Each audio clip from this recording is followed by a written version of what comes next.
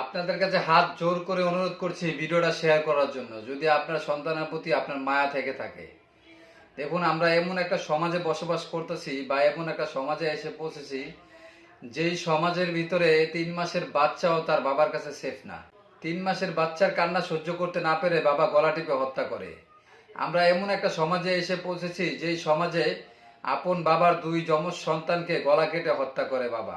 আমরা এমন একটা সমাজে এসে পৌঁছে গেছি যেই সমাজে 3 বছরের বাচ্চা হারিয়ে গেলে বাড়ির পাশে চোখ উঠানো বাচ্চার মরদেহ পাওয়া যায়।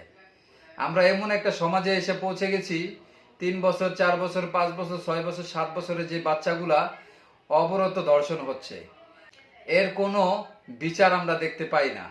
আমরা মনে করি সঠিক আইন প্রয়োগ করলে এই ধরনের জানোয়ারগুলা দেশ থেকে কমে যাবে। আপনি দেখেন, 4 দেওয়ালে মাঝখানে ফাঁসি দেওয়া আর না দেওয়া একই কথা।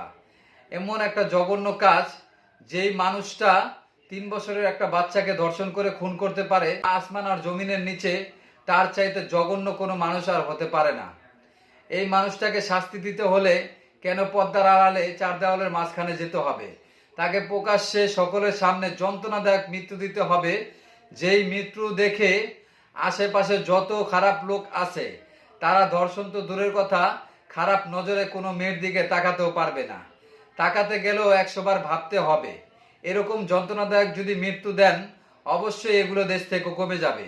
যদি আপনারা এগুলো না দেন, আমরা ভাববো আপনারা এই আইন বাস্তবায়ন না করার কারণেই দেশের ভিতরে এত শিশু নির্যাতন, শিশু ধর্ষণ, শিশু খুন হচ্ছে। এর পিছনে আপনাদেরকে আমরা দায়ী করব, যারা রাষ্ট্রের প্রধান আছেন। আপনারা আইন সংশোধন করে অবশ্যই প্রকাশ্যে যন্ত্রণাদায়ক মৃত্যুদণ্ড দিতে হবে, যেটা দেখে সকল খারাপ মানুষ হুঁশিয়ার হয়ে যায়।